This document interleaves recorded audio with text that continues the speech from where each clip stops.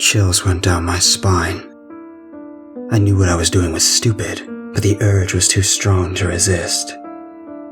I pulled the covers over my head and focused. It'll be okay. I couldn't help but to remember the last time I did this. I almost made it. I was almost out of my body into the astral plane when I felt the cold touch of a blade to my neck. What was that? I had to find out. I slipped easily into meditation. I felt calm, collected, and relaxed. But there was this residual fear nagging at the back of my mind. I focused on leaving my body. I focused on pushing all my energy out of my body, and soon I saw the rope. It seemed easier than the first time. I opened my eyes and reached up to grab the dangling rope, but I couldn't quite reach. Damn it. I extended my arm to the longest extent it could, but I could only touch the tip. I shook my head, closed my eyes, and focused my energy, but I still couldn't reach. I opened my eyes, frustrated, and looked up. I snapped back into reality with a fear I'd never felt before. My body shook with pure fear. My chest felt heavy and empty, and tears ran down my face uncontrollably. The knife to my neck could never compare to the face smiling down at me, holding the rope just out of reach.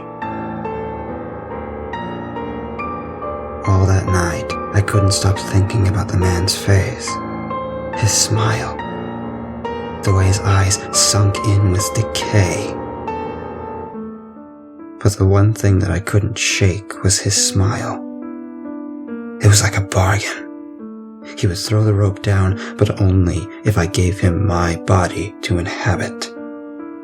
He would stop my constant struggling with life, because I would be forever in the astral plane. I wouldn't have to grow up. I could stay a child forever.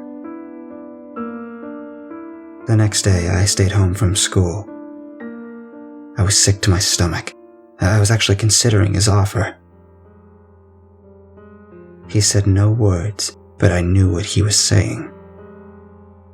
I thought again about all the suffering I've gone through, all the pain of heartbreak and loneliness.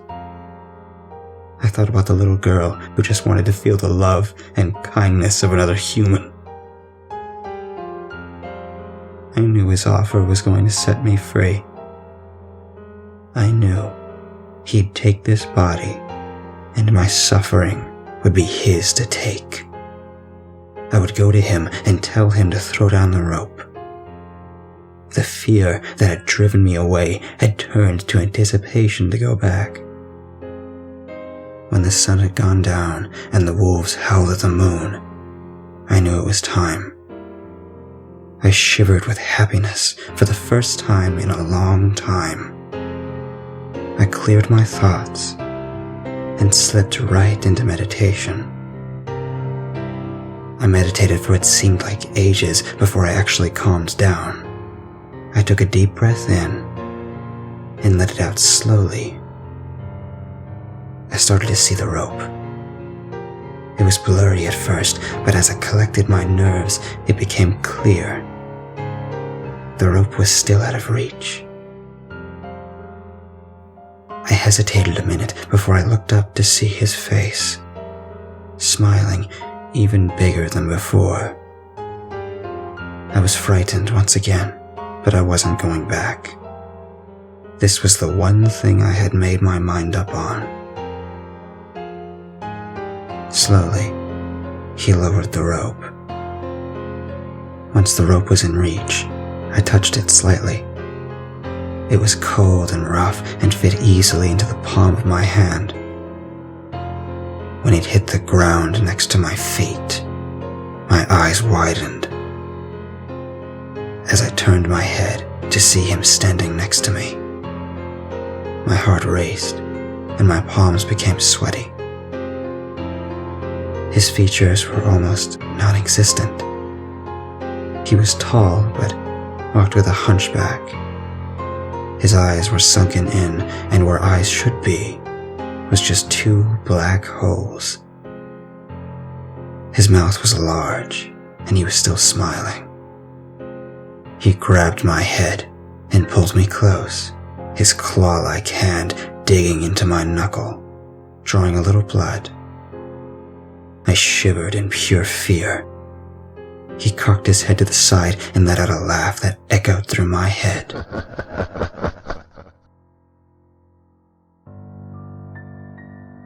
I tried to cower in fear, but he put a hand to my face and made me look at him.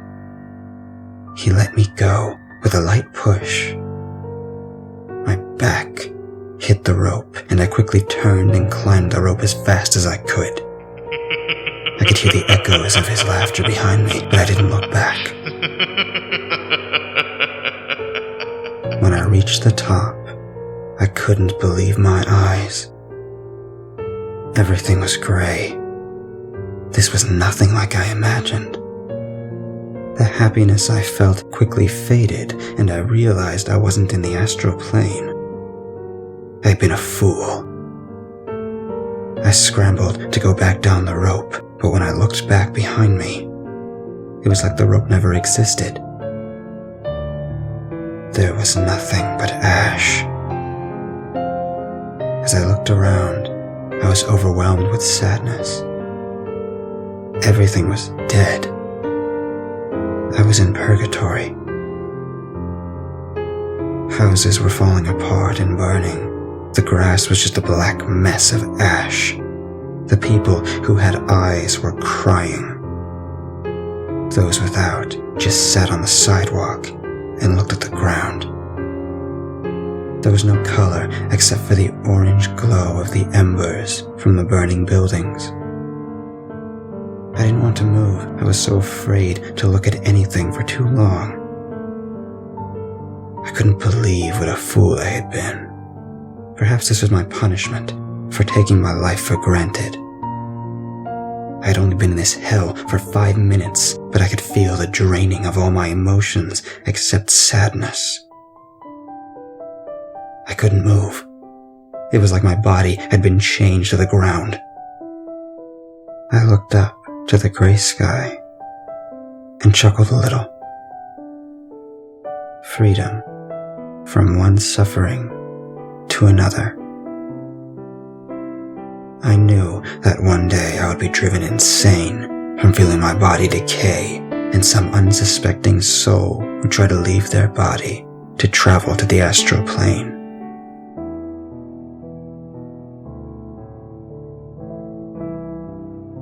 But before they could make it, it would be my sunken face they saw, tempting them to come here so I could once again resume the life I had lost.